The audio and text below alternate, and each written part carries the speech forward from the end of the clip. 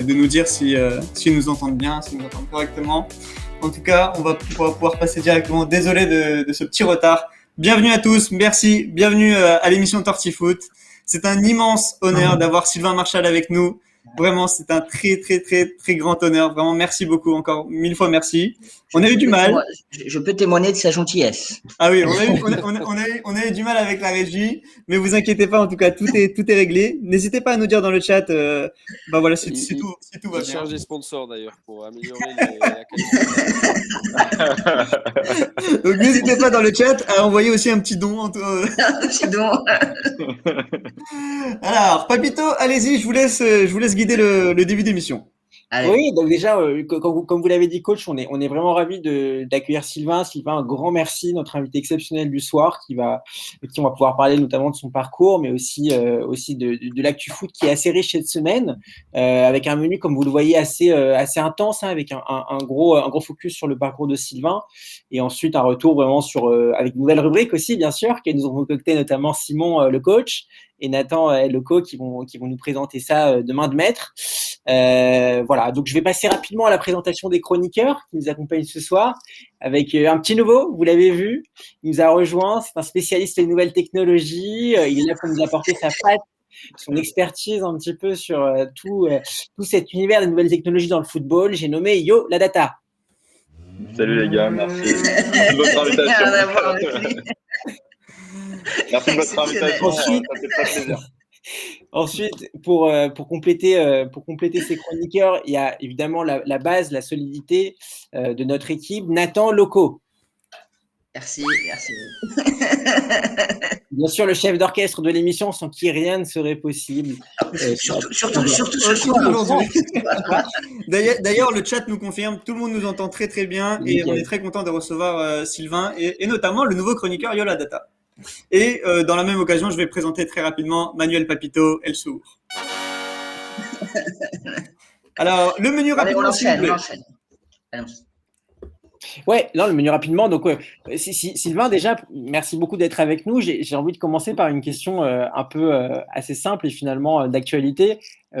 Comment ça va? On sait que tu as pris en main les U17 de Metz. On sait que le championnat a été interrompu en octobre. Comment ça se passe pour toi actuellement? Bah écoute, c'est pas évident, mais je dirais qu'on est quand même des privilégiés dans le sens où on a pu maintenir les entraînements, on a eu l'autorisation aussi de faire des matchs amicaux entre centres de formation, donc je dirais que les gamins ils ont quand même réussi à avoir un rythme quasiment classique. Bon, même si forcément on est soumis aux contraintes que tout le monde subit, les tests, les arrêts pour cause de cas contacts, on a eu une fermeture du centre parce qu'on a eu plusieurs cas au centre, donc forcément c'est pas une saison, c'est une saison particulière, mais bon, je dirais comme elle est pour tout le monde, hein. Mais bon, je dirais qu'on se porte quand même pas trop mal par rapport à ce que ça pourrait être. En plus, vous étiez vraiment troisième, je crois, avant la fin du championnat, avant la fin de la saison. Deuxième même, je crois, il me semble. Deuxième. Ouais. Voilà. Donc c'était une saison plutôt réussie. Ouais, c'est une saison plutôt réussie parce qu'en plus, bon, il y a le classement qui est toujours sympa, que ce soit notamment pour les joueurs qui sont quand même un peu dans la compète, c'est normal, mais on a joué avec pas mal de premières années. Dans ce championnat U17 nationaux, il y a des premières années, des deuxièmes années. Donc on a joué relativement jeune et donc du coup ça permet aux gamins de prendre de l'expérience. Et donc ouais, c'était un bon début, c'était un bon départ. Bon, en tout cas, ça fait plaisir de voir que tu as la forme. Donc je vais passer la parole à mes petits collègues, mais on sait que voilà, ton club de cœur, je pense que tu nous le confirmeras, c'est le FC Metz. C'est là où tu as fait une gamme, c'est là où on a aussi compris que Sylvain était en vacances depuis de longs mois. Pourquoi? Parce que je suis bronzé. Non, grâce au Covid, bien sûr. Enfin, grâce. Ouais. Et voilà, donc moi j'avais envie de revenir peut-être sur le début de ta carrière déjà au FC Metz. Tu nous racontes un peu comment ça s'est passé. Je crois que ton premier match c'était contre Monaco, 1-0-0 en 99. Ouais, c'est ça, ouais, tout à fait. Ouais. Une entrée en fin de match. J'avais dû jouer 5 minutes, toucher un ballon, mais ça restera quand même malgré tout un premier match. Contre une grosse équipe de Monaco en plus, à l'époque. Ouais, certainement. J'ai plus trop en tête les noms, mais à mon avis, 99, il devait y avoir peut-être Trezeguet, des joueurs comme ça, Barthez, non Ouais, c'était la saison du, je crois, du titre où il gagne Ils le sont champions, ouais. Ouais, voilà, Ouais, avec Puel en coach, Gallardo, etc. Donc, puis une belle équipe de Metz aussi. Tu as été lancé par Joël Muller, c'est ça? C'est ça, Joël Muller, ouais, puis une équipe assez expérimentée à l'époque avec des Sylvain Castendutch, Philippe Gaillot, Pascal Pierre, qui y avait Fred Mérieux. Enfin, il y avait des bons joueurs, des joueurs à tous 200-300 matchs de Ligue 1 dans une période où Metz était un club bien installé dans la première partie du tableau. Et ça fait quoi quand tu démarres comme ça, quand tu es tout jeune et que tu démarres à côté de monstres comme Castendutch? Je crois même qu'il y avait Pires à l'époque, ou alors il était peut-être parti. Il y avait les Tizi, il y avait les Tizi qui démarraient. Pires était parti juste après la Coupe du Monde, je crois, ouais. Okay. Donc je l'ai côtoyé juste sur quelques entraînements, mais il était parti, il n'était pas dans l'effectif du championnat. Non, bah ça fait quoi? Ça fait que tu es un jeune joueur qui est au milieu des autres, tu regardes un peu comment ils fonctionnent. C'est des mecs qui avaient une trentaine d'années, qui avaient, comme je te disais, 200-300 matchs de Ligue 1, donc forcément tu as les yeux grands ouverts et puis tu as envie d'être à la hauteur, quoi. Donc tu es un petit peu sur la pointe des pieds et les yeux grands ouverts pour essayer de te faire ta place, quoi, de faire ton trou petit à petit. Ça met quelques mois pour que tu deviennes vraiment à part entière dans le groupe, Sylvain?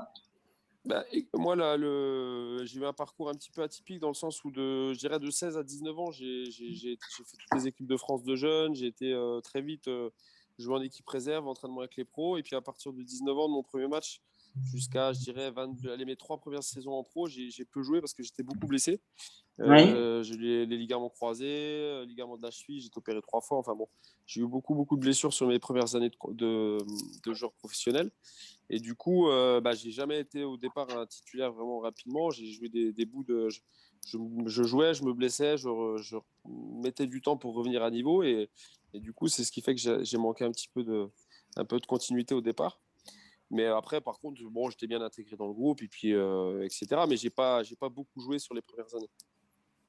En tout cas, je tiens à dire, Sylvain, que tu as laissé un souvenir assez énorme au FC Metz. Là, dans le chat, on a Socios. D'ailleurs, il paraît que tu prononces mal le FC Metz. Sylvain doit te corriger. Oui, alors, Sylvain, est-ce que tu peux le corriger? Comme la Metz, en fait. Voilà, il n'y a pas le T.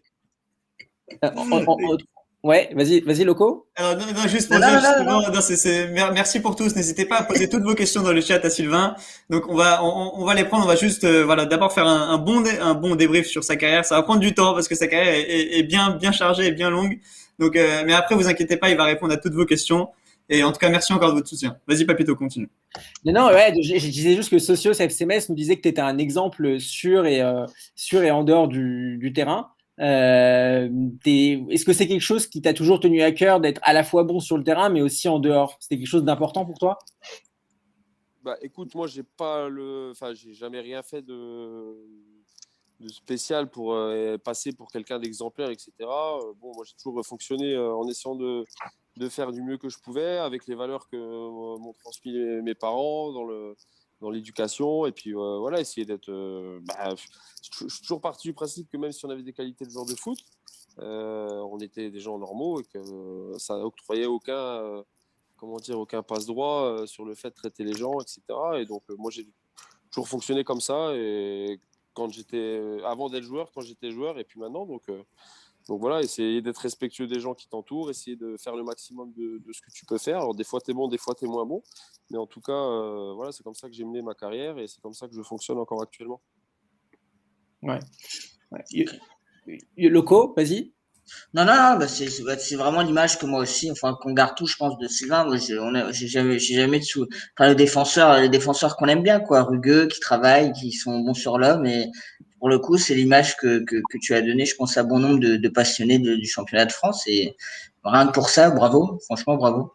Et la carrière aussi, je pense que de ce côté-là, tout le monde est d'accord pour dire que ça a été limpide. Bon, enfin, hormis les blessures du début, une fois que tu as pris ton envol, le travail a payé, si je peux dire. Bah, ouais, justement. Vas-y. Excuse-moi, Sylvain, vas-y. Non, oui, pour rebondir sur ce qui a été dit, oui, j'ai fait une carrière qui a été plutôt, reconnue sur la durée. J'ai pas. Ouais. Peut-être le départ a fait que j'ai eu un départ un peu à contre-temps. Mais après, c'est plus la longévité, et puis la durée, la régularité qui a fait que j'ai été un petit peu reconnu dans le foot et puis au niveau de la Ligue 1, quoi. Voilà, après, moi, en tant que défenseur, c'est sûr que c'est pas toujours. Souvent, quand on voit un résumé de match, on voit les défenseurs plutôt en difficulté que les attaquants. Donc c'est sûr que c'est pas toujours. Parfois, tu es un peu en difficulté, mais en tout cas, je suis quand même assez fier, effectivement, de ce que j'ai pu faire pendant ces 16 saisons professionnelles. Alors juste, on va passer sur le chat très rapidement. Voilà, on voit que tu as vraiment marqué le cœur des Grenats, comme partout où il est passé. Et notamment, il y a la question de Yolux qui te demande, est-ce que tu gardes un bon souvenir de Lorient? Un excellent souvenir. Un excellent souvenir. Pourquoi? Parce que justement, compte tenu de toutes les blessures que j'ai pu avoir à Metz, et bon, au bout d'un moment, quand tu es dans ton club formateur, tu as beaucoup de blessures, tu es un petit peu étiqueté comme ça. Et puis même toi, inconsciemment, dans ta tête, tu as du mal à te sortir de ce cycle-là. Et donc moi, le fait d'être parti à Lorient, c'est vraiment là où ça a fait décoller, je dirais, décoller ma carrière et où j'ai pu enchaîner de plusieurs saisons en Ligue 1 et avoir un statut un peu différent au niveau du championnat de France de Ligue 1. Et donc, un super souvenir, que ce soit sur le terrain, mais aussi en dehors dans la région, une super région agréable. Enfin voilà, j'ai passé 5 super saisons là-bas.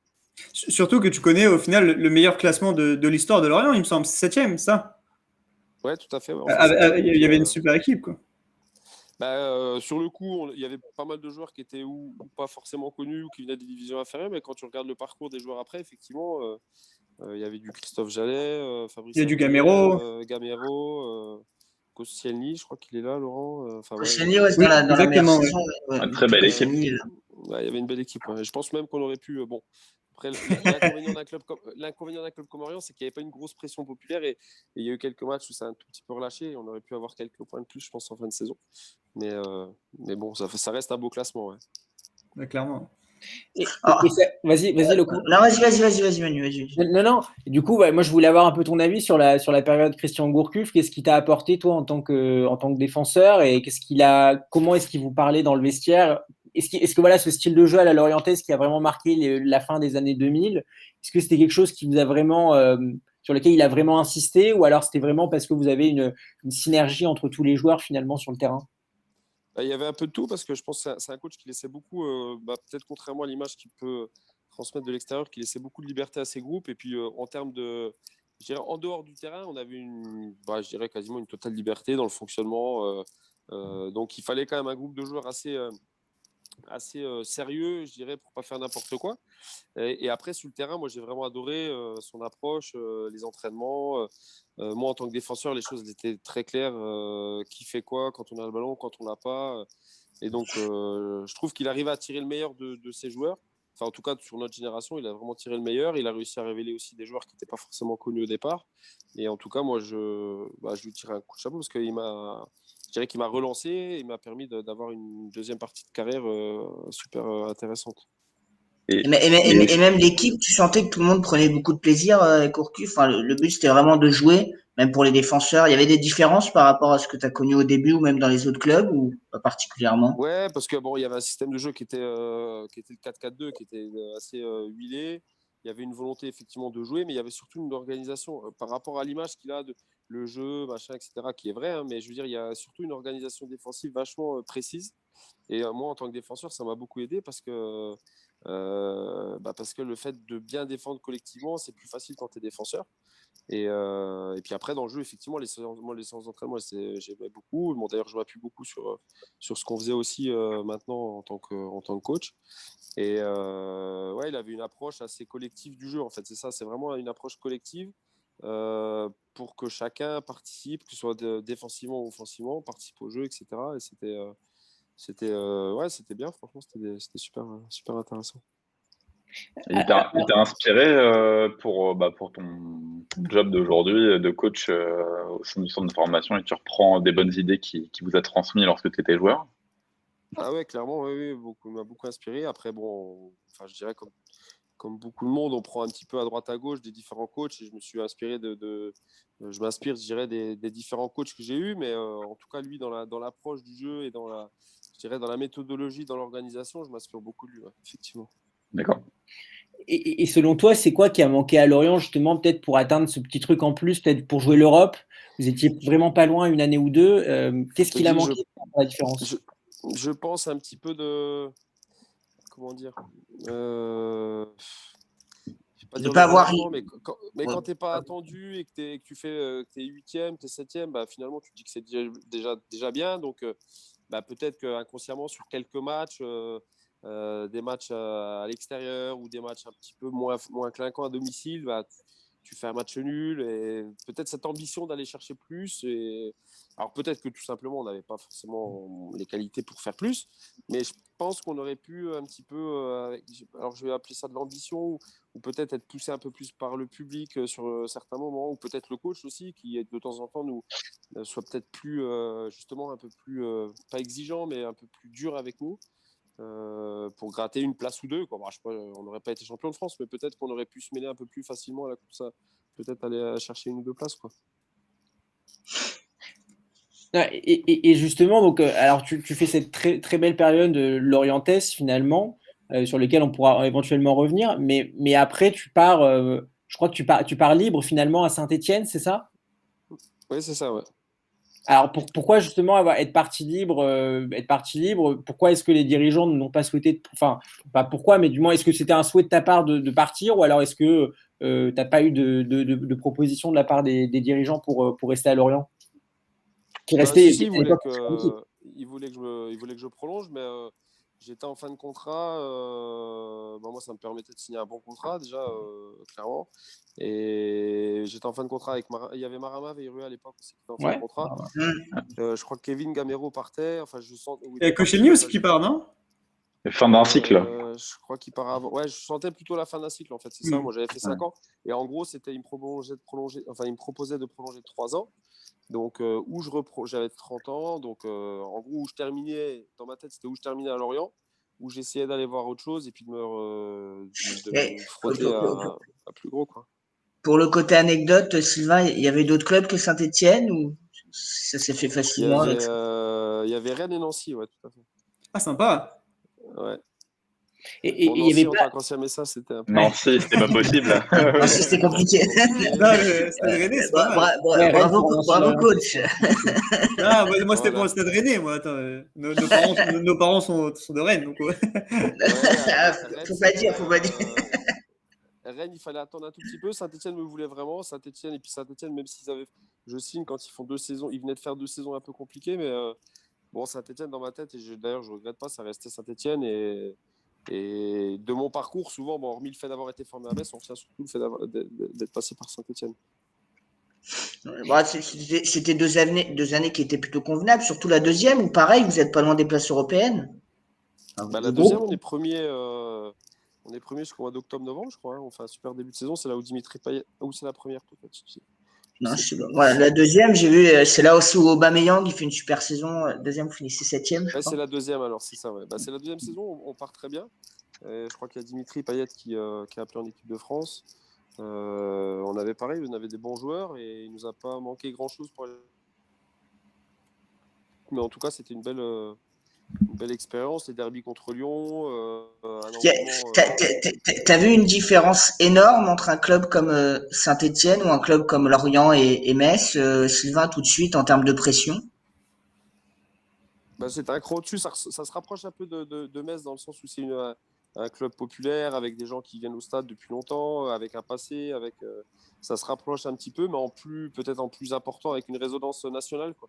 Bah, pour l'anecdote, je crois que ça m'avait marqué, j'arrive et il y avait 5 journaux, je crois, spécifiques sur les Verts qui sortaient toutes les semaines, quoi. Donc, ou tous les 15 jours. Enfin, il y avait le but vert, le foot vert. Enfin, il y avait 100% vert. Il y avait des magazines dédiés au club, dédiés aux joueurs, quoi. Donc, forcément, il y avait quand même un gros engouement et puis une grosse ferveur au stade aussi, hein. Le stade à Geoffroy Guichard, quand c'est plein, c'est vrai que ça pousse, hein. Et le coach de l'époque, c'était donc Christophe Galtier, qui aujourd'hui est là où on sait avec Lille. Mais est-ce que toi, déjà, dès l'époque, parce que c'était ses premiers pas d'entraîneur, est-ce que tu l'avais vu venir? Est-ce que tu t'avais vraiment senti que ça pourrait devenir un grand coach? Et toi aussi, qu'est-ce qui t'a apporté dans ton jeu? Un grand coach, oui, parce que c'était quelqu'un un très bon manager, du charisme, de la personnalité, intelligent, intelligent parce qu'il savait, je pense qu'il a compris très vite qu'il fallait bien s'entourer. Il a eu l'intelligence de s'entourer d'adjoints compétents aussi, de préparateurs physiques compétents. Enfin voilà, il était. Et puis tu sens qu'il aime. Il avait cette force en lui. Il aime la pression. Je me rappelle quand j'avais discuté avec lui au début, au moment de signer, il m'a dit moi j'ai besoin de cette adrénaline, cette pression-là, parce qu'il m'avait un peu mis en garde sur le fait que Saint-Etienne changeait de Lorient en termes de pression, et il me disait qu'il y avait deux types de joueurs ou de coachs, quoi. C'est qu'il y en a certains que ça galvanisait et que ça boostait, il y en a d'autres que ça pouvait faire trembler. Donc il m'avait demandé dans quelle catégorie je me situais. Bon, je lui ai dit que je pensais être dans la catégorie aussi que ça pouvait transcender, et lui il m'avait dit ça, il m'avait dit moi j'ai besoin de cette adrénaline là pour me transcender. Donc oui, pas surpris forcément, ouais.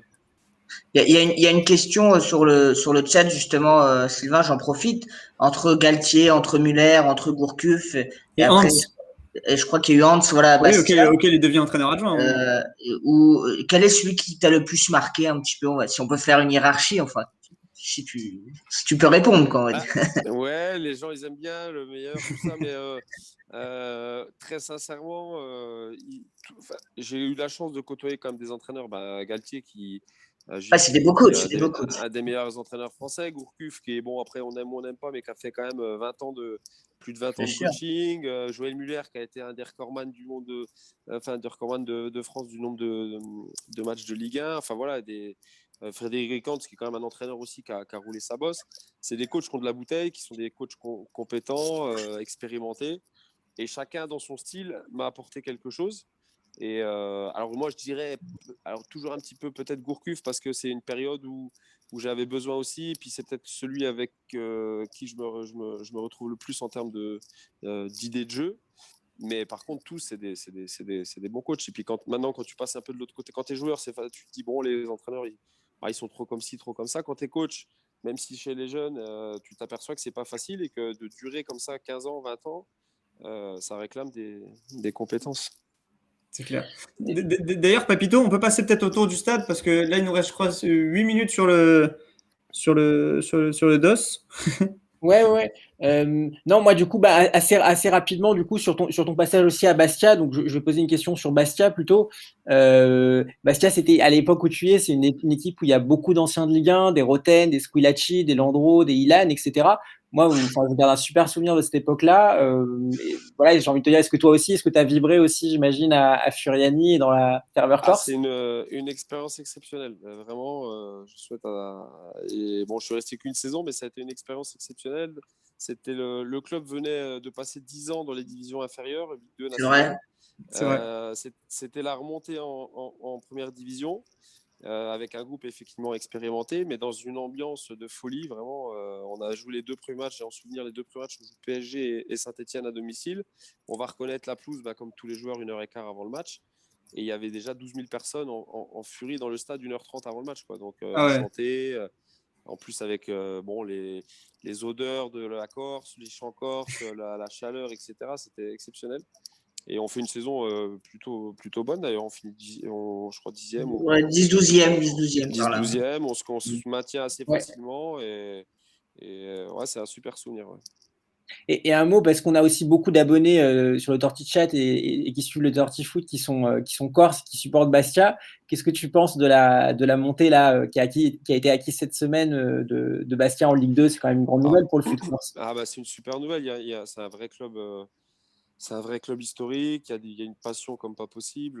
Moi, à l'époque, je passais un diplôme de management du sport, donc j'étais amené à étudier un petit peu le club dans lequel j'étais. Donc, j'avais fait un peu une étude. Je m'étais aperçu qu'il y avait un Corse sur 30 qui était abonné au Sporting.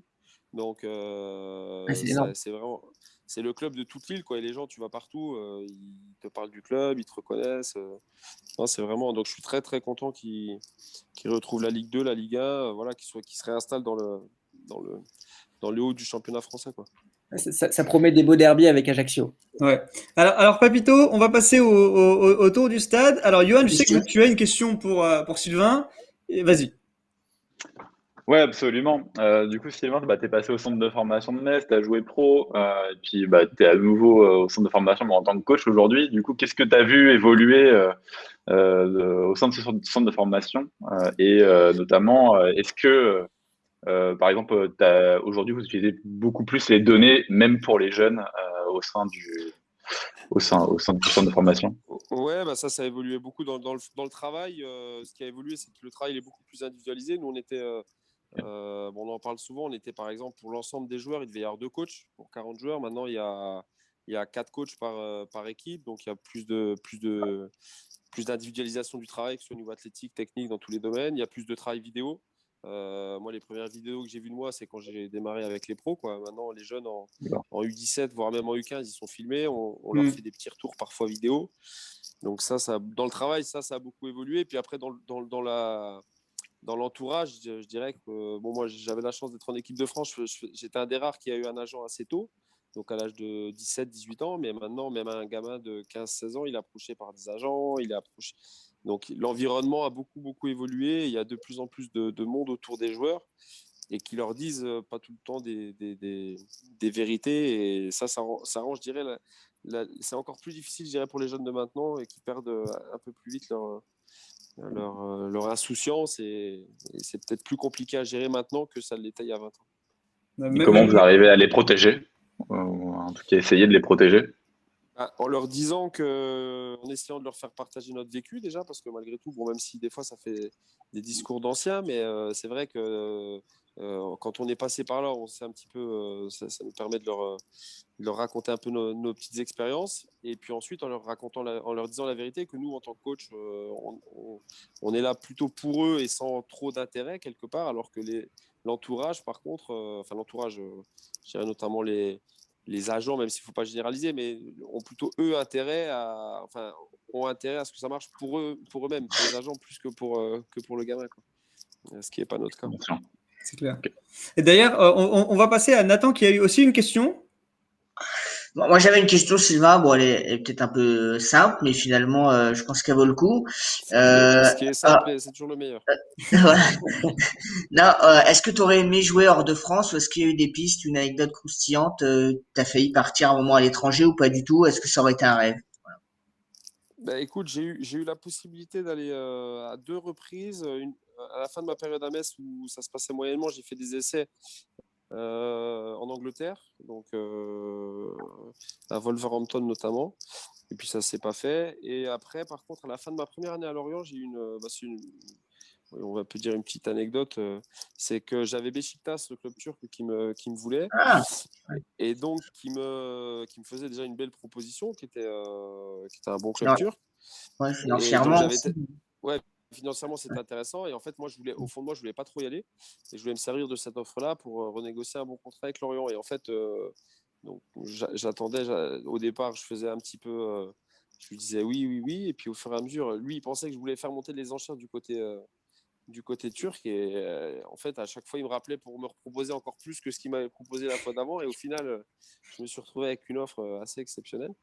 Mais bon, j'ai pas donné suite, je préférais rester en France, et bon, ma femme était enceinte, donc voilà, pour différentes raisons j'avais pas voulu y aller, mais ça a failli se faire du côté de la Turquie. Ah, incroyable, ça c'est histoire Non, incroyable pour le coup. une carrière à peu de choses, ça peut. Ouais, c'est vrai, c'est incroyable. C'est là que Ouais, tu dis que ça peut exactement, jouer à ouais. peu de choses, hein. C'est waouh. Oui, là, j'en m'appelais, je lui disais non, oh, ça m'intéresse plus et tout. Et il pensait que je voulais faire monter les enchères, donc il me Et il reproposait. continue. Et il continuait, ouais. Donc, c'était assez Non, rigolo. après, c'est bon. Bah, il y avait juste une Et question. non, attends, on va faire une question à la fois. Papito, à Ah, vous. Vous avez une question, vous aussi. Non, allez-y, j'ai beaucoup parlé. Loco avait une question. Vas-y, non, mais c'est Loco. parce que c'était une question qui rejoignait le chat. C'est quel défenseur central dans les nombreux défenseurs centraux que tu as côtoyé t'as le plus impressionné à tes côtés, t'as le plus rassuré? S'il faut en sortir un, mais même pour le fun, on va dire, je sais qu'il y a eu Siani, il y a eu Koscielny à Lorient, il y a eu Mignot Ferrand? à Saint-Étienne, il me semble. Tous ces défenseurs, lequel t'as le plus rassuré ou lequel t'as le plus appris? Bah, je dirais que celui que la trajectoire la plus fulgurante, c'est Laurent Koscielny, je dirais, parce que quand je l'ai vu arriver à Lorient, au bout de 15 jours d'entraînement, on a tout de suite vu que c'était la classe au-dessus. Donc, d'ailleurs, il a fait une saison, il a été transféré 12 millions d'euros à Arsenal. Ouais. Il venait de Ligue 2. C'était assez costaud. D'ailleurs, pour la petite anecdote, on était 3 défenseurs. Parce qu'il avait été pris pour remplacer Michael Siani, donc, qui était Oui. en partance, mais qui n'était pas parti en fait. Et donc pendant un d'accord. mois, il y avait. Donc moi j'étais là, moi j'étais censé rester. Il y avait Michael Siani, Laurent Koscielny. Et je me disais, punaise, si Mika Siani ne part pas et qu'on se retrouve à 3, ça va être dur d'avoir sa place parce qu'il y avait deux costauds. Et bon, moi qui étais le capitaine. Donc, et puis finalement, Mika Siani est parti en bout de mercato à Bordeaux. Mais Laurent Koscielny, après Loïc Perrin à Saint-Etienne aussi, qui était costaud dans l'axe, que j'ai beaucoup aimé. Okay. Non, c'est bon pour moi. Simon, si tu avais alors, je sais que on va passer à la question de Papito très rapidement et après on passe à la minute vérité. Je pense que là on est pas mal pour la petite surprise. Fais ta question à toi. Vas-y, coach Simon. Alors moi j'avais une belle question justement. C'était comment s'est passée la transition parce que je sais que tu as été joueur sous l'actuel, enfin t'as été entraîneur adjoint avec Hans et tu as été aussi son joueur. Donc je voulais savoir comment tu peux passer de entraîneur adjoint au final de tes collègues au respect que tu dois avoir quand tu es joueur, quoi. Ouais, après c'était pas évident. C'est vrai que c'était pas évident parce que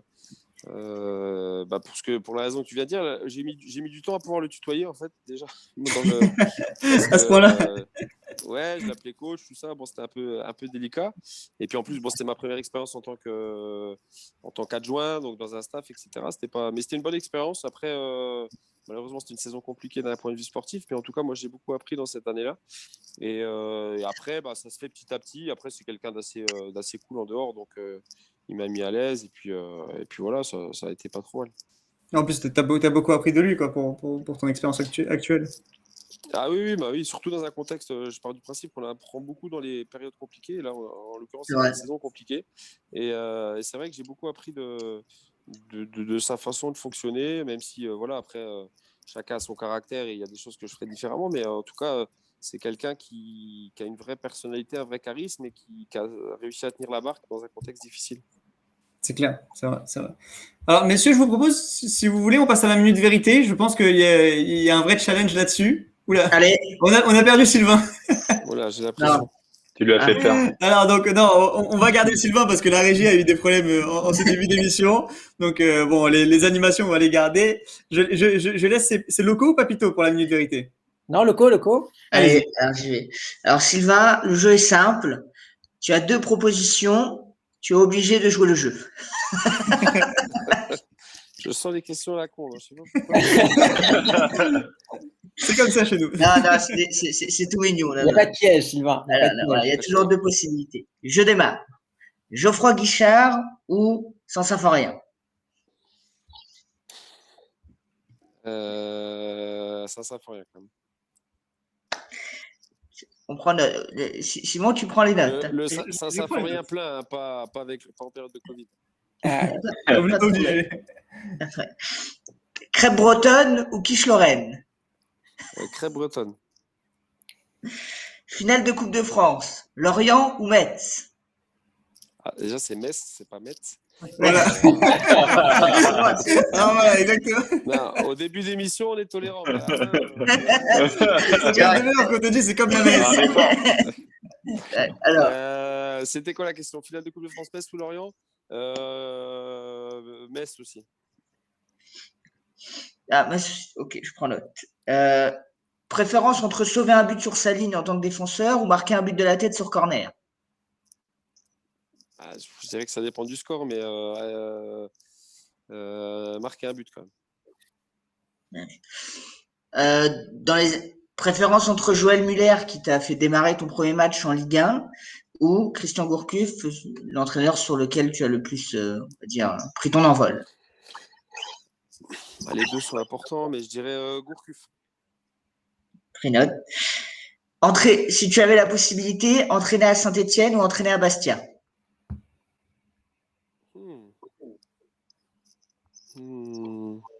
Entraîner à Bastia.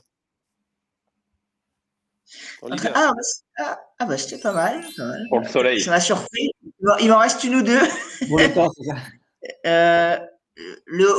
Tu as connu l'éclosion de 2 attaquants dans tes années à Saint-Etienne et Bastia. Plutôt Aubameyang de Saint-Etienne ou Anthony Modeste à Bastia?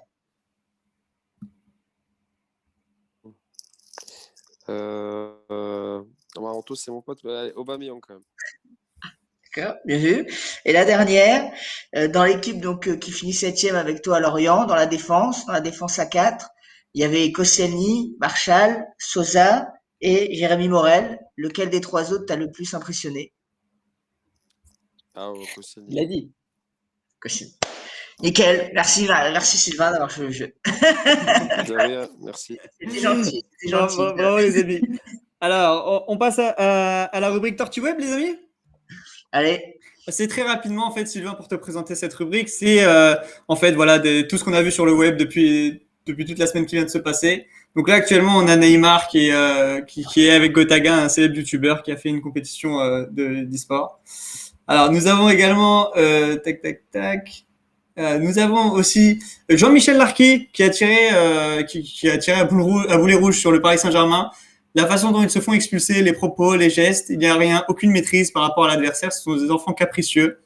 Et moi, j'aimerais savoir, en fait, justement, Sylvain, toi, en tant que coach, qu'est-ce que tu en penses du comportement des Parisiens qui peut être des fois un peu qui laisse à désirer, quoi. Je dirais que je pense que c'est ce qui leur manque pour atteindre c'est des top joueurs, ils font mais il leur manque ce petit côté que peut avoir le Real Madrid, Manchester City, et c'est vrai que il leur manque ce petit côté un peu classe qu'ont les grandes équipes, je dirais. Je suis complètement d'accord, surtout que là, on l'a vu encore une fois en Coupe de France. Je ne sais pas si vous avez vu, mais ça a encore chambré. Voilà, pendant la séance de tir au but contre Montpellier. Et ils n'ont pas besoin de ça. Je pense qu'ils devraient être au-dessus de ça et respecter davantage les adversaires. Et je pense qu'ils seraient meilleurs, quoi. C'est clair. Ne t'inquiète pas, coach. Neymar et Delors sont redevenus copains. Non, je sais, vous allez voir, vous allez voir d'ailleurs. Alors là, justement, j'ai le parfum CR7 est disponible seulement en cornet par manque de coupe. C'est l'humour napolitain. J'ai trouvé ça très très bon. Très bon. Alors, d'ailleurs, il y a Cavani qui a mis un petit tacle, on peut dire, aux supporters du Paris Saint-Germain. J'ai été touché de voir à quel point les supporters voulaient que je reste et je vais tout donner pour leur apporter du bonheur et de la joie suite à sa prolongation de contrat. Bon, on sait que de toute façon, tous les supporters voulaient qu'il reste au niveau politique. Ronaldo, quand il aura marqué 5 buts contre les Young Boys de Berne en Europa League, parce qu'on sait que la Juventus est pour l'instant en galère en Serie A. Nous avons aussi Edouard Mendy après quand il a reçu le ballon après la Panenka. C'était bien marrant. Mais j'avais aussi surtout, voilà, qu'est-ce que vous en pensez très rapidement de ce maillot qui dénote complètement pour le coup. Si vous voulez, j'y vais, mais voilà, c'est une grosse faute de goût. Pour pas dire plus. Ah, il a été payé pour ça. Il a été payé pour ça, et surtout, je ne sais pas qui va payer pour acheter ce maillot. Franchement, là, c'est. On est sur du pur marketing. Hein. Mais je crois qu'en fait, ils ont le même designer que l'émission Tortifoot, hein, je crois. Ah, c'est la même régie, c'est la même régie. C'est le même budget. Alors, on a aussi l'annonce de la finale de la Ligue des Champions qui, au final, est au Dragao, alors que beaucoup pensaient qu'elle allait être à Wembley. Ouais. Donc, petite déception, moi, je trouve. J'aurais bien aimé voir cette finale en Angleterre.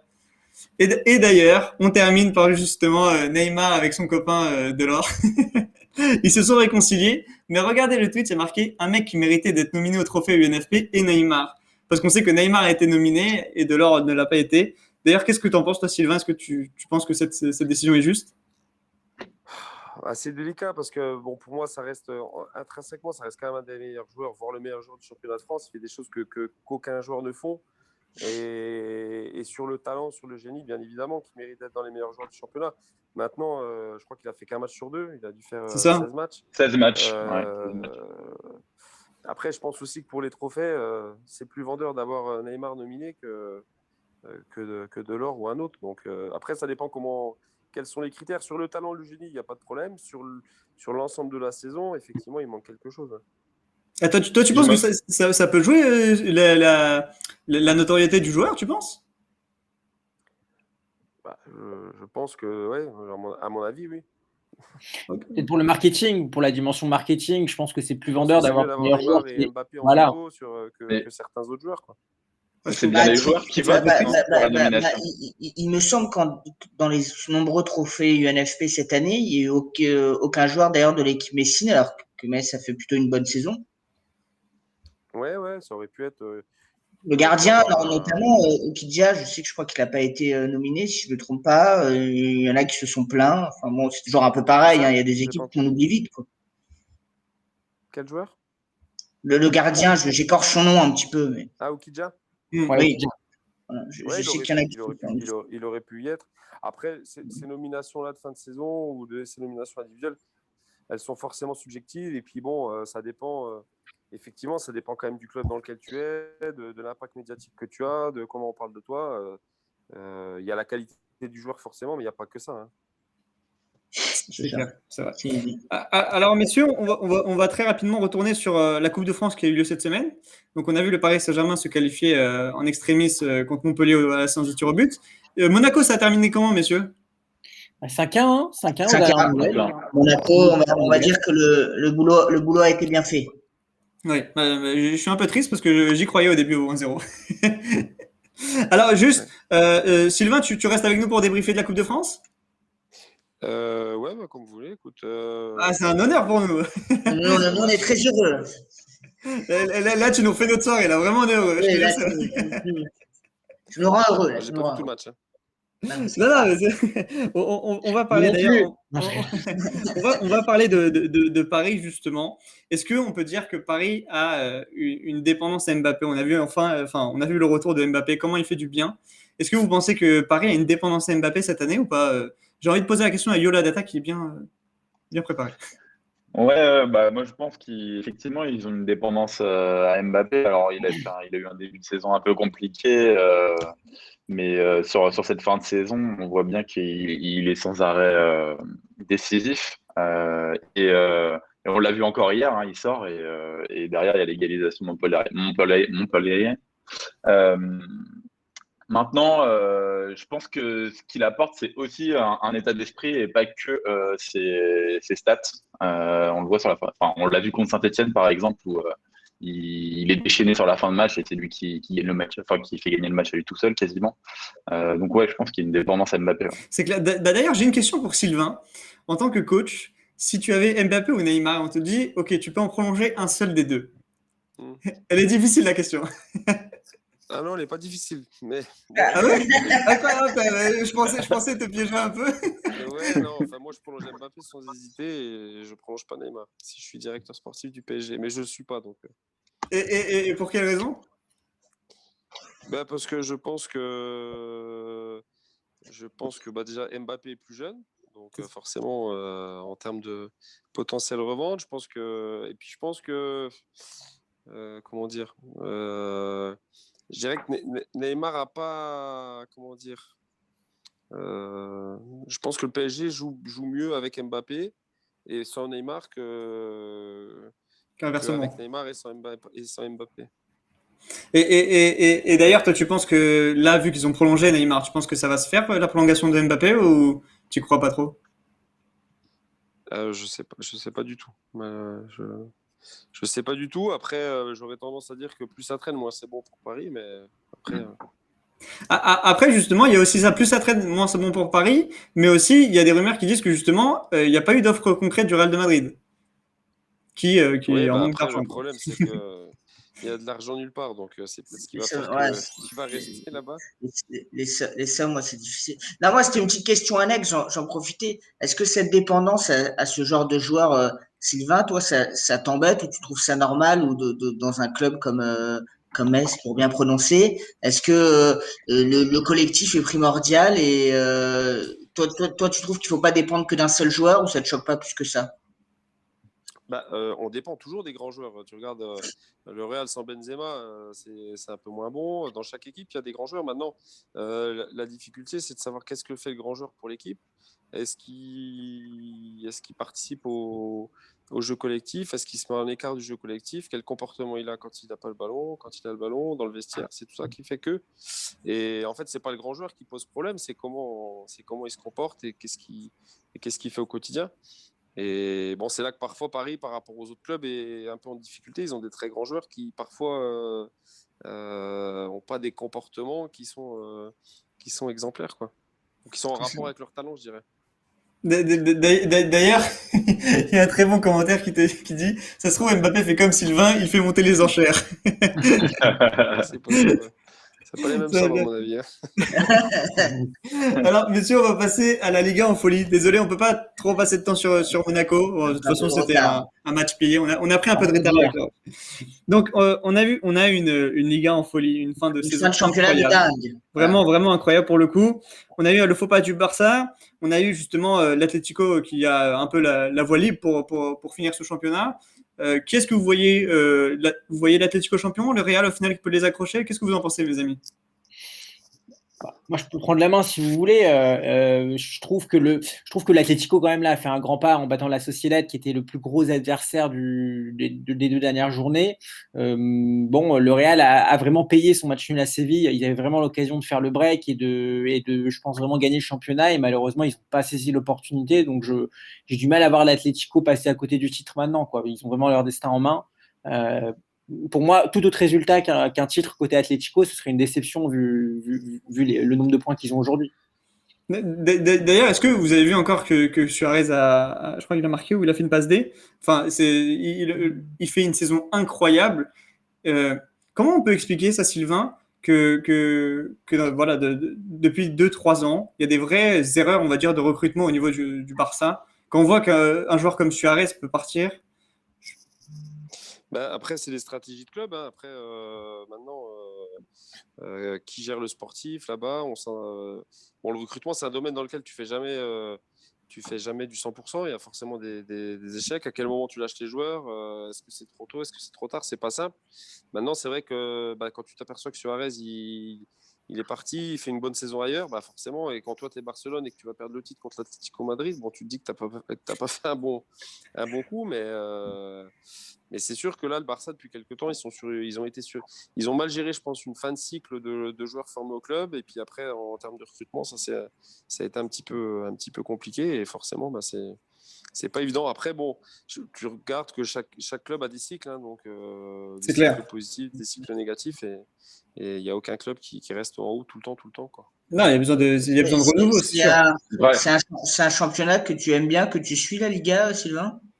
Ouais, j'aime bien parce que j'aime bien Barcelone, mais puis j'aime beaucoup Zidane et donc je suis beaucoup le Real aussi par rapport à ce qu'ils font depuis plusieurs années. Et puis au-delà de ça, les matchs de Liga, je trouve sont vachement intéressants parce que même jeu contre le dernier, ça joue. Le dernier peut poser des problèmes au premier, et c'est un championnat, je dirais que même par rapport à l'Angleterre, que je préfère. Et d'ailleurs, tu le vois rester? Attends, tu le vois rester, Zidane, toi, Sylvain?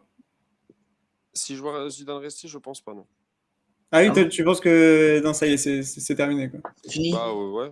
Il est fatigué. Ouais, je pense aussi. Hein. J'ai pas d'infos avec Florentino Pérez, mais je le sens un peu en bout de cycle et ça va pas être simple aussi pour le Real à gérer la fin de tous leurs grands joueurs. Est-ce qu'ils repartent avec un nouveau coach ou pas? Mais je sens une C'est sûr qu'ils ont une vraie fin de cycle, hein, pour le coup. Et puis on connaît la difficulté. S'ils finissent pas champions, c'est une saison blanche finalement, même pour le Real. À ce niveau-là, carrément, ouais. on sait la difficulté. Moi, je serais pas étonné, par exemple, que la Juve aussi cherche un nouveau coach la saison prochaine et que ça puisse m'intéresser. Ouais, pas bête, Johan. Un petit prono de tour de table qui voit qui champion. Vas-y, Sylvain.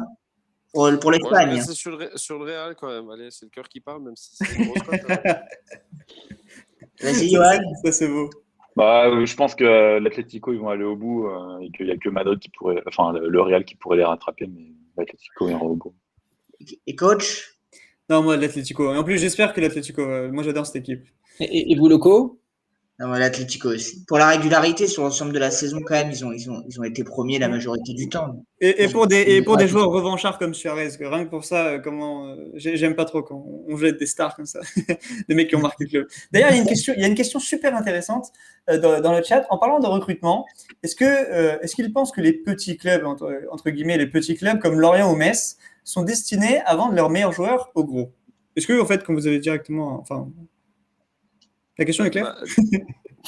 Pour moi, destiné à les vendre au gros, oui.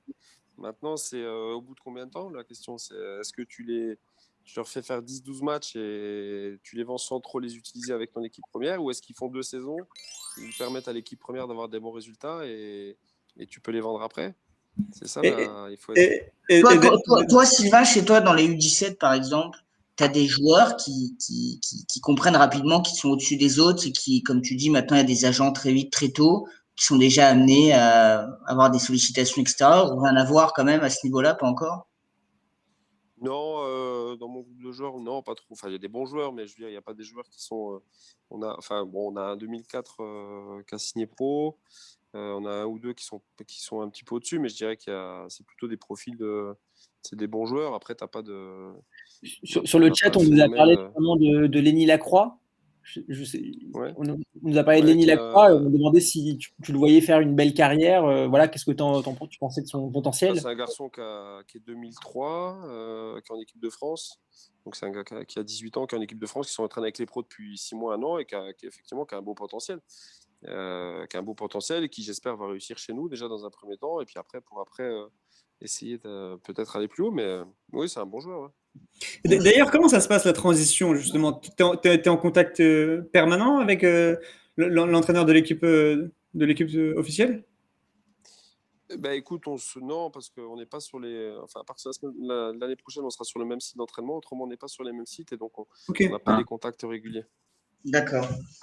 Et en général, enfin, je sais pas si on peut faire des stats, on peut pas vraiment faire ça, mais par rapport à dans une équipe de U17, combien en général arrivent à accéder au niveau professionnel de. On dit que sur une génération de joueurs, tu as déjà 2-3 professionnels. Donc une génération, c'est une trentaine de mecs. Si tu as déjà 2-3 pros, c'est déjà pas mal. Okay. Et après, en fonction des générations, tu peux en avoir de 1 à 2 ou 4 ou 5, ça dépend des générations. Mais voilà, je dirais que c'est 2-3 par génération, peut-être en moyenne. Et quand c'est comme ça, tu arrives à garder tout le monde ultra motivé ou il y en a qui rapidement lâchent un peu Non, parce que la beauté du foot, c'est qu'en U17, tu sais pas d'avance qui va. Ouais, c'est clair. Qui va y être. Donc, des fois, tu as des bonnes surprises. Des gamins que tu attends, qui sont pas forcément dans les plus talentueux ou qui sont peut-être en retard au niveau athlétique et du coup qui mettent plus de temps. Après, chacun évolue différemment. Tu en as qui sont tout de suite très bons à 16-17 ans, tu en as qui leur font un peu plus de temps. Donc, c'est pour ça que nous, on se doit de travailler avec tout le monde parce qu'on n'a pas de. T'as pas de garantie sur qui va réussir ou qui ne va pas réussir. Et au-delà de ça, je dirais que même un gamin qui passe pas pro, tu dois lui donner le même contenu et puis faire en sorte de l'accompagner le mieux possible pour qu'il aille le plus haut possible et qu'il vive ses rêves, quoi. Et juste, on va très rapidement passer un peu à l'Europe. On va revenir sur les sanctions de la Super League très rapidement, sur lesquelles il y a encore ce débat sur la Super League, qui doit être sanctionné. Justement, les fondateurs de la Super League ne vont pas se laisser faire, etc. Qu'est-ce que tu en penses, Sylvain? Est-ce que toi, tu penses que c'est une bonne ou mauvaise idée, la Super League? Écoute, j'ai suivi ça un petit peu de loin. Non, a priori, je reste quand même aussi un petit peu comme la grande majorité des gens à penser que tu mérites sur le terrain ce qui va se passer, quoi. Après, j'ai bien conscience ça a été fait quand même avant tout pour répondre à des besoins économiques. Il y a des problèmes économiques et il va y avoir des problèmes économiques dans le foot. Maintenant, il faudra trouver des solutions pour les résoudre. Je ne pense pas que ce soit la bonne solution. Après, D'ailleurs, ça parle déjà restriction de budget, par exemple, typiquement dans un club comme le FCMS? Écoute, on a la chance d'avoir un actionnaire et un président très costaud et fidèle au club et qui a jamais lâché le club. Donc ça, c'est déjà une force par les temps qui courent et un atout. Surtout quand on voit Bordeaux. Tous les clubs, à mon avis, heureusement qu'on fait une bonne saison au niveau de l'équipe première et qui nous permet d'assurer un maintien assez tranquille et puis d'avoir une autre année en Ligue 1 parce que ça c'est si important, mais on va être comme tout le monde. Je pense que au niveau budget, on va faire attention. Ouais. D'ailleurs, comme à Bordeaux dans le chat, on dit c'est vrai que Bordeaux, les pauvres, j'espère vraiment qu'ils vont retrouver un repreneur. D'ailleurs, je suis très content. Oui. Bon, je sais qu'on a pris du retard, mais tu n'as pas dit un grand bravo au Sporting Lisbonne qui a été champion. Alors, un très très grand bravo au Sporting Lisbonne qui a été champion, c'est vrai, il faut le noter. Non, moi je voulais dire, je suis très content parce que ça fait 3 fois que j'ai le FCMS et voilà, je m'applique à chaque fois. J'espère que Sylvain a vu. Une émission avec Sylvain et c'est bon, on est bon sur le. Mais Sylvain va venir avec nous tous les dimanches, voilà, préparez-vous les amis. Alors messieurs, l'œil du Papito, d'ailleurs j'espère que tu passes un bon moment, en tout cas pour nous c'est encore un très très grand honneur. En tout cas vraiment, nous si on apprécie, c'est très bonne ambiance. Alors Papito, vous avez l'œil du Tortifoot, c'est une nouvelle rubrique, je vous laisse expliquer. Non, on a eu aujourd'hui du Tortifoot, donc qui va être dédié à un gros sujet d'actualité qui me fait pousser un petit coup de gueule ce soir. Je pense que vous l'avez tous vu, c'est le choix très probable d'Aymeric Laporte de choisir la sélection espagnole, enfin, de répondre favorablement aux sirènes de la sélection espagnole alors qu'il a déjà été convoqué en équipe de France. Moi, j'aimerais pousser un petit coup de gueule parce que c'est vrai que c'était pour moi. Alors voilà, je comprends totalement qu'il a envie de jouer l'Euro et qu'il ait envie d'avoir une expérience internationale, c'est tout à fait normal parce qu'il en a le niveau et il en est conscient, il en a bien raison. Mais pour moi, je pense que la nationalité, c'est quelque chose qu'on ne peut pas brader comme ça. Il avait choisi la France, il avait été convoqué avec les Bleus, il n'avait pas pu jouer à cause de sa blessure. Donc je trouve ça un peu dommage qu'il choisisse l'Espagne maintenant parce qu'il a plus de chances de jouer l'Euro. Je considère que tu ne peux pas marchander ta nationalité et que quelque part, c'est un peu, voilà, c'est un peu, tu brades un peu ta nationalité pour du prestige ou pour une compétition. Donc je trouve ça un peu dommage, ce choix de Laporte.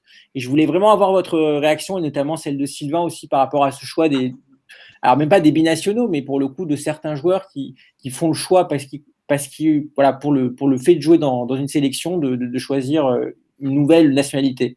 Donc je voulais avoir votre avis là-dessus. Peut-être Sylvain, si tu veux commencer.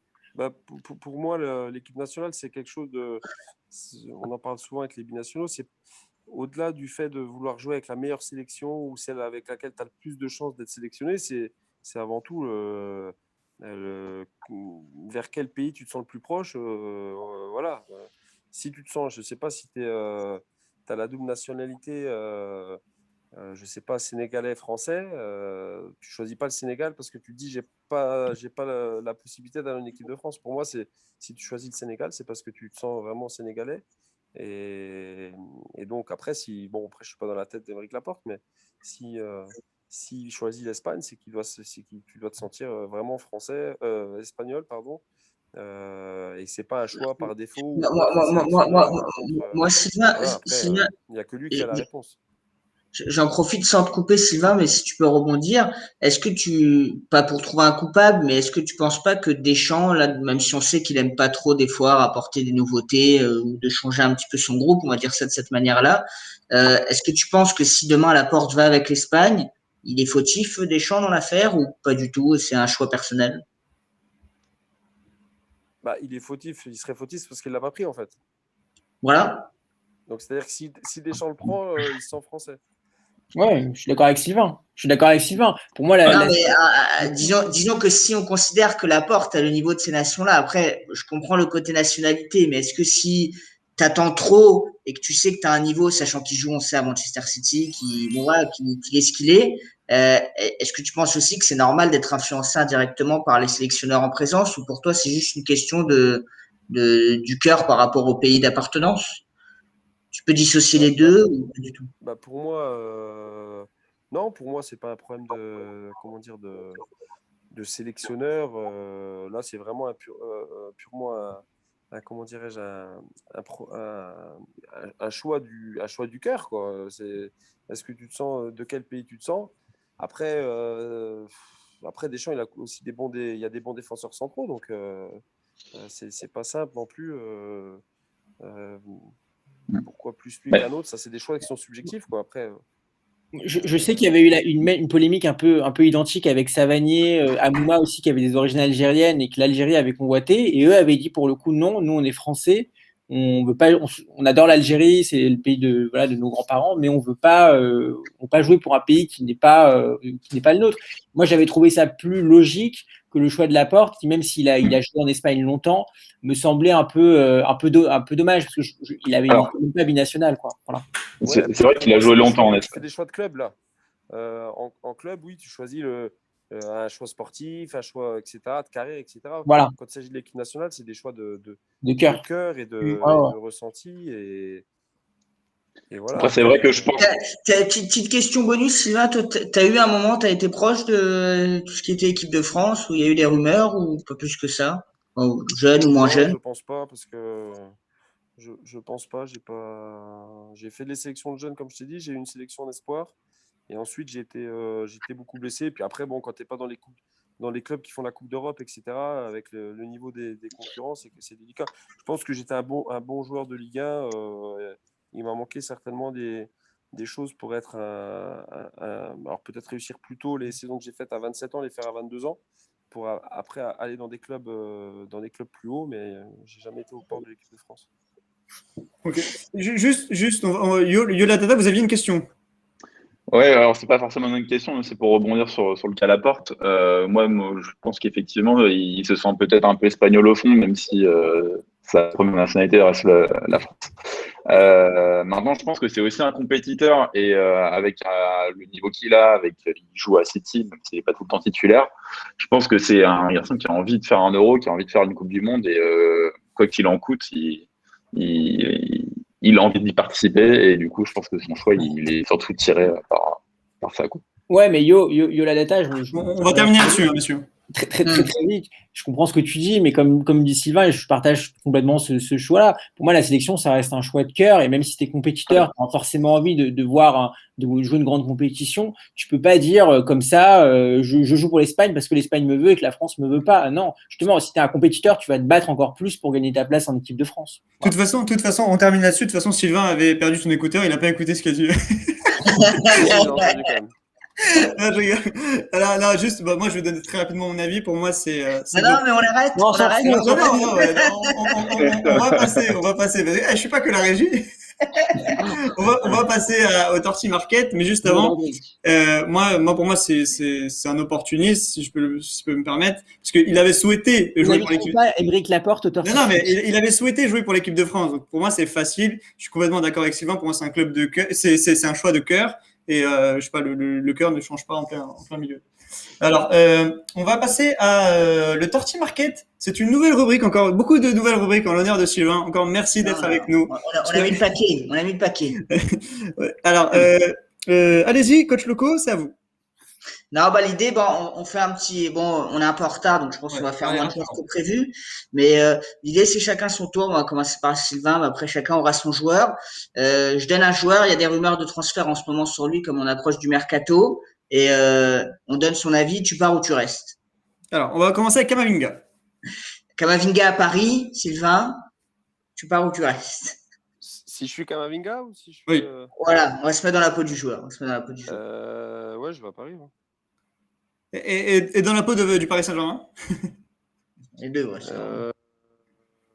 Dans la peau du Paris Saint-Germain, ouais, ça dépend du prix, mais ouais, je pense que c'est un bon choix aussi. Moi, je pense que c'est justement un bon renouveau. Moi, je suis bien d'accord. Son âge aussi. Ouais, surtout que le milieu du Paris Saint-Germain, il est pas sans faille, on l'a vu. Lewandowski, qui est-ce qui a mis ça là? C'est moi, Lewandowski. Vas-y, on part sur Johan. Lewandowski, il y a des grosses rumeurs avec les clubs anglais notamment. Est-ce que tu restes pour finir en légende au Bayern ou tu pars à un nouveau défi dans un gros club anglais? Si je bats le record de Gerd Müller, je pars. Sinon, je reste pour essayer de battre ce fameux record de buts marqués sur une saison. Bon, et pour les clubs, j'imagine que tout le monde prendrait Lewandowski. C'est sûr. Memphis DP, d'accord avec le Barça, apparemment c'est une rumeur. Alors Manu, Papito, vas-y. Moi, je suis pas sûr d'y aller. Je suis pas sûr d'y aller quand même parce que je suis pas sûr d'y aller, non, parce que est-ce que tu vas vraiment jouer au Barça, même si c'est un Barça qui est faible cette saison? Je suis pas sûr. Tu as quand même à son poste, tu as déjà Griezmann, tu as quand même Messi qui va certainement rester, enfin qui va peut-être rester. Tu as Coutinho qui revient, que Coman aime bien. Tu as Ansu Fati, tu as Moriba qui monte. Donc, je sais pas si il y a Agüero qui va venir aussi. Donc, je sais pas si c'est le meilleur club pour lui. Bizarrement, je l'aurais plus vu à la Juventus. On avait parlé de lui à la Juve. Ça dépend aussi si Coman reste ou pas. Il y a des rumeurs. Ça dépend aussi si Coman reste ou pas. Mais je l'aurais plus vu à la Juve pour le coup. Ok. Boateng. Simon Boateng, j'ai entendu Monaco, moi. Rumeur Tottenham et Monaco. Moi, pour le coup, j'aurais bien partir, clairement. Ouais. Je suis bien d'accord. Pour le coup, j'irais plus à Monaco. Tottenham, c'est une équipe qui, pour moi, est en perdition. Perdition. Alors, le prochain, c'est pour Sylvain, parce qu'il est chaud. On fait un autre petit tour. Sergio Ramos, Sylvain, à Paris. Oh non, je reste au Real. Ah oui, en plus, supporter madrilène. Je reste au Real. Mais est-ce que c'est bon pour le Real, justement, sachant que là, il a eu une année compliquée avec ses blessures? Ouais, tu sens pas qu'il est en fin de parcours? En fin de parcours, il y est. Maintenant, est-ce qu'il est capable de refaire une saison encore au haut niveau? Là, c'est vrai qu'à sa décharge, il a joué un match de Coupe d'Europe avec quasiment aucun entraînement dans les jambes. Forcément, c'est compliqué. Maintenant, je pense qu'il est capable, bien préparé, de refaire encore une bonne saison. Ouais, bien vu. Ça reste, Et, ça reste mon club. et je rajoute pour le fun, si c'est pas à Paris, si c'est un gros club anglais, tu Non, peux non, je aussi. reste au Real. Tu restes au Real, d'accord. Ouais. Bon, Romain Fèvre pour Johan, s'il a vu le cas, bon, du joueur de Brest qui monte, qui fait beaucoup parler en Ligue 1. Bon, il y en a qui disent Paris, mais j'ai vu beaucoup de clubs passer aussi, un petit peu des clubs plutôt intéressants en Europe. Est-ce que de toute Ok. façon tu pars de Brest? Est-ce que Paris c'est pas trop tout de suite? Moi, je chercherais un step intermédiaire, un bon club de Ligue 1, mais pas tout de suite une grosse équipe comme le PSG pour se griller. Il y en a qui ont dit Bordeaux dans le chat, il me faut rire. Arrêtez avec Bordeaux. Arrêtez de charrier Bordeaux, on est avec les supporters bordelais, Ouais. on les soutient de tout cœur. Mais oui, encore une année pour confirmer pour Fèvre, je pense. Arturo Vidal à l'OM, coach Loco, qu'est-ce que vous en pensez, vous? Vidal à l'OM, c'est pas mal, moi, je trouve. Enfin, je sais qu'il joue beaucoup moins qu'avant, même à l'Inter. Je sais que Sampaoli l'adore parce qu'il a bien connu avec le Chili notamment. Bon, après la Grinta pour l'OM, pourquoi pas. Ça peut coller, ça peut être sympathique. Après, faut voir parce que vu le nombre de joueurs qui vont partir de Marseille cet été, bon, ça pourrait être le début d'une des premières recrues pour un nouveau cycle, mais il va falloir lui ramener du monde à côté. Mais dans l'idée, je serais bien tenté. Et Harry Kane, justement, pour Sylvain, celui-là, il est pas simple. Il y avait Manu, vas-y, Sylvain, un Pour autre. aller où? Harry Kane pour Pour aller aller, où moi, j'ai vu Harry Kane, j'ai vu Chelsea, restant en Angleterre, mais j'ai vu Chelsea, Liverpool ou Manchester. Un des trois. Ah bah ouais, Liverpool, Manchester, Chelsea, moi j'y vais aux trois, dans les trois. Ouais. Moi, je suis Ouais, assez ouais. d'accord sur Tottenham. Ouais. Même si c'est un club, justement, un peu, voilà, Chelsea, c'est à Londres. Donc, Un peu rival, ouais. bah Ouais, ouais. moi j'irai à Liverpool en tant que joueur, si je peux aller à Liverpool. Même surtout pour Surtout que Firmino, il arriver est en fin de cycle aussi. en vrai numéro 9 pour remplacer Firmino, Ouais, peut-être. ouais, puis je trouve qu'il colle bien au profil de Liverpool. Simon, t'en as un autre pour Manu? Ah, Buffon, Ouais, parce que c'est un Buffon papy. pour aller en doublure au Barça. On a vu Ouais, un moi, j'adore Buffon, mais là, je pense qu'il faut qu'il arrête. Et pour moi, c'est le plus grand gardien de tous les temps, mais 43 ans maintenant, je pense qu'il faut qu'il arrête. Il a fait son temps. C'est le moment d'arrêter, vraiment. Et surtout que je pense que, en fait, d'ailleurs, j'ai une question pour Sylvain. Enfin, à chaque fois de bouger comme ça de saison en saison, il était à Paris il y a encore pas si longtemps, il revient à Juve, il repart, s'il repartirait, voilà, ailleurs. À chaque fois, vous bougez avec toute votre famille, etc. Ou des fois, quand c'est pour une année, on se dit, vous restez la famille au pays. Bah, il y a les deux. Il y en a qui prennent toute la famille. Maintenant, c'est vrai que lui, 43 ans, il doit avoir des enfants qui sont assez grands. Et Bah, c'est tout, ça. Il y a des petits-enfants même, apparemment. en fait, Buffon, il ramène une tribu. Non, mais c'est vrai, c'est des questions un peu côté humain qu'on pense pas, quoi. C'est pas simple. Mais bon, j'ai entendu son interview, il avait pas l'air quand même non plus trop. Il savait pas trop. Hein. Bon. Non, C'est vrai que 43 ans, je pense que là, c'est bien. Ouais. Bon, d'ailleurs, pour la petite anecdote, j'ai vu que c'était le gardien qui avait fait arrêter un penalty le plus vieux, là, c'est ça, récemment? Je sais pas quoi. J'ai vu un truc passer, c'est un peu. Il a arrêté Ouais, ce week-end. Ouais. Ouais, c'est ça. Ça restera un beau gardien pour beaucoup de monde. Simon, il n'y en a plus. On finit avec le quiz. Alors, le le quiz là, on a Locatelli.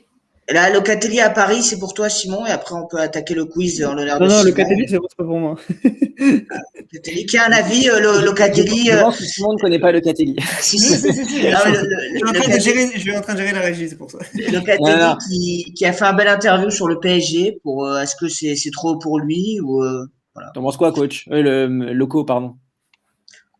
Bon, après, en Italie, il y a des joueurs qu'on a appris avec cette filière, on a appris à découvrir ces dernières années qui sont venus à Paris. De là à dire que ça pourrait faire comme un Verratti à l'époque, où il est un peu plus âgé d'ailleurs. Et j'ai l'impression que ça sera peut-être un peu haut tout de suite. En tout cas, ça sera sûrement moins cher qu'un Icardi et peut-être plus prometteur. C'est possible aussi. On regarde des Alors, messieurs, déjà, il y a une super question. Sylvain, quels sont tes plans pour l'année prochaine et les années à venir? Les plans, bah, c'est de. Moi, j'aime entraîner, donc voilà, c'est de continuer à entraîner, de continuer à prendre du plaisir dans ce que je fais et de continuer à être meilleur. On a pris note que Sylvain voulait entraîner à Bastia. Il y a une sacrée entre ambiance. Bastia et Saint-Etienne. Ah, C'est ça. Et les journalistes, ils déforment tout de suite. Hein. il y a des rumeurs comme quoi un agent de Bexitas va te proposer un contrat pour entraîner. Faites monter les enchères. Alors, Papito, c'est l'heure du Ouais. quiz. Allez-y. Ouais, très très vite. Encore un grand merci à Sylvain d'être avec nous. Merci à nos abonnés de nous Pour suivre. info, Sylvain, t'inquiète pas, c'est la dernière rubrique. Après, on Ouais, la dernière rubrique, Ouais, attends, je c'est suis tranquille. je commence à fatiguer. Hein. Merci à Non, tous. par contre, Merci, par contre, aussi. si tu veux partir, enfin, n'hésite pas, hein, ne sois pas gêné, pas du tout. Il en reste qu'une, il en reste Il en reste qu'une. qu'une, ouais, c'est 5 minutes. Ouais, bon, on va terminer alors, ça roule. Allez. Alors donc voilà, ton club de cœur, c'est le FC Metz. Je vais vous demander donc de me retrouver les 12 plus grosses ventes du FC Metz depuis 2004. Arrête de Les dire 12 plus Metz. grosses ventes. Metz, pardon, Metz, autant pour moi. Metz, et donc les 12 plus grosses ventes, et attention, normalement vous les connaissez tous. C'est des joueurs qui ont vraiment bien réussi. Donc peut-être Nathan, Loco, tu veux commencer? Moi, je vais pas tricher, mais j'ai entendu Robert Pires. Donc. Non, Robert Pires, c'est pas bon, depuis 2004. Alors moi, Ah je oui, vais, 2004. Oui, 2004. moi, je voilà. vais dire, depuis 2000, depuis 2004? Oui. Ah oui, chaud. Donc depuis l'époque de Sylvain, quoi. En fait. Ouais. Parce que moi, je voulais dire les tissus. Ouais, vas-y, Oui, bah Sylvain. oui. Oui, bah, vas-y, Sylvain commence. Bon, il y a Sylvain commence. Ismail Assar. Ouais, c'est le plus gros, 15 millions. Ah, d'accord. Moi, je vais dire Maxwell Cornet. Maxwell Cornet. Bah non, il est pas dans ma liste. Ok, Moi, c'est pas grave. moi, Il fait pas Metz. Non, lui, je sais pas s'il a coûté cher. Non, probablement. Moi, je vais dire. Oui, Franck vas-y. Signorino. Je vous ai pas entendu. Signorino? Non, Signorino, c'est pas bon. C'est bon. Pense- Ouais, c'est pas bon. Habib Pensez On à- Diallo. n'aurait pas Adebayor. Non, des bailleurs, c'est vieux. Adebayor. Non, c'est très vieux. 2004, non? Adebayor, c'est pas bon. Non, voilà. Alors, Pensez Moi, je vais dire Bounassar. Ouais, Bounassar, c'est bon. Bounassar, Ok, c'est bon. nice. On a du Gay, attaquant qui est parti. Et Gay, on n'est pas bon. Pensez je à- sais. Il y a du Florent Malouda. J'en ai un Non, pas mal, je pense. on n'y est Sylvain pas. peut-être confirmé. Il y a Diafra Sako. Diafra Sako, bonne Sako, réponse. c'est bon. 4,5 millions. Oh là là. Habib Diallo, vous l'avez mis? Ouais, Non. Diallo, c'est bon. Non, Diallo, c'est pas bon. Diallo, c'est bon. Oui, on l'avait pas C'est dit. bon, mais Diallo, Diallo, on l'a Diallo. pas dit. Diallo, c'est Ouais, bon. Sadio Mané. Vous m'avez oublié un très grand joueur, vendu en Sadio Mané. 2008. Ouais, Sadio Mané, c'est bon. C'est bon. Oh, bah oui. Ah oui, Sadio Mané. 4 millions d'euros, ouais, à Salzbourg. Un grand joueur parti en 2008 2008. Où ça? à Lyon. Miralem Pjanic. Miralem Oh. Pjanic. Ah oui, Bonne bien réponse. vu. Très bonne réponse. Pauvre Pjanic qui est à Barcelone en a marre. Oui, Ah, c'est le vrai. pauvre. Combien il nous en manque? Il vous en manque 1, 2, 3, 4, 6. Ah oui, il y a un Ribéry dans le chat, j'avoue. Non, Ribéry, c'est faux. Ribéry, c'est faux. Mais il n'y a pas Franck Beria, aucun rapport, peut-être j'ai une bêtise. Hein. Non, Franck Bella, c'est pas bon. Pensez à, je vais vous aider, messieurs. Pensez à un joueur, un très bon joueur de Ligue 1 aussi actuellement, numéro 10, dans un club du sud de la France. Passé par Metz, vendu en 2018 pour 2 Je millions crois d'euros. que Sylvain en a marre que tu dises Metz. Metz, pardon, Metz. Je dis plus rien, t'as vu? Non, mais Je suis du Sud, vais Sylvain, le c'est muter, pour je ça. vais le muter. L'accent du Sud. Sylvain, as-tu une idée de ce numéro 10 pour nous Parti à aider? Metz en 2010, à partir de Metz à Montpellier en 2018. Ah, Florent Mollet. Florent Mollet, bonne réponse. Florent Mollet. Bravo. C'est vrai. Mollet, un joueur parti à Toulouse aussi en 2018 pour 2,5 millions quand Dans même. Séville. De Séville, bonne réponse. Vous Bon l'aviez joueur. pas. Très bon joueur. Moussa Niakate. Moussa Niakate, bonne réponse. Il est Moi, je troisième. compte sur Sylvain pour finir le Moussa film. Niakate est parti en Allemagne, c'est ça? Ouais, 4 millions d'euros. 6 millions d'euros, Simon pardon. Fallet. Aussi, mais il les connaît tous, Sylvain. C'est Ah, C'est bien, comme ça. Et- Parce que et- Sylvain a envie de dormir, le pauvre. Ouais, Sylvain là-bas, il est fatigué. là. et le dernier, c'est un gardien. Johan Carasso. Thomas Didion, il l'avait, Sylvain, c'est ça. Ah là C'est là. ça. Une récompense pour tout ça. Tu auras Parti, un gros bisou.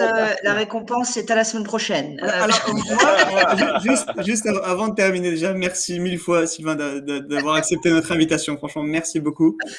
C'était vraiment un très, très grand honneur. On a passé un super bon moment avec toi. Ah bon. Merci à toutes les personnes qui ont préparé les rubriques. Merci vraiment à tout le soutien qu'on a eu dans le chat. Voilà, t'as vraiment marqué énormément de clubs et voilà, je pense qu'on a pu le voir ce soir. Moi, j'avais une dernière question. j'ai vu sur Internet qu'il y avait les vétérans du FC Metz, avec justement Signorino. Qu'est-ce que c'est que ça? Bah, écoute, c'est une équipe, c'est une équipe de vétérans qu'on a créée il y a quelques temps, il y a 2 ans. Parce on jouait en vétéran dans un autre club de la région Messine de Thionville, et on s'est dit que ça pouvait être sympa aussi de créer une équipe de vétérans au sein du FC Metz. Et donc, malheureusement, là, depuis 2 ans, on a peu joué parce qu'avec le Covid, c'est pas évident. Mais du coup, ouais, ça nous permet de nous entretenir un peu, de nous retrouver le dimanche matin avec les anciens du club. Bon, bah alors, je compte une équipe, on arrive pour faire un petit match un dimanche matin, alors. Comment En fait, le coach, il a besoin d'autres invités. Non, moi, c'était pour justement venir jouer le dimanche matin. Moi, je vais venir jouer le dimanche matin. Pas de souci. En tout cas, encore 1000 fois, merci Sylvain. Franchement, merci beaucoup. J'espère que tu vas Merci passer beaucoup, Sylvain, un bon parce que- moment. Merci, Sylvain. Et voilà, Même c'était au une très, début, très bonne ambiance. avec la connexion et tout, vraiment, merci beaucoup. Merci beaucoup. Non, pas de souci. Merci à vous, c'était sympa. Puis bonne continuation pour la suite. Je vous suis un Merci. petit peu. À toi aussi. Merci 1000 fois. Merci beaucoup Sylvain. Merci à toutes. Merci la Merci à tous, communauté. les abonnés, merci. À bientôt. Merci aux clients. Merci beaucoup, Sylvain. Merci. Et merci aux clients.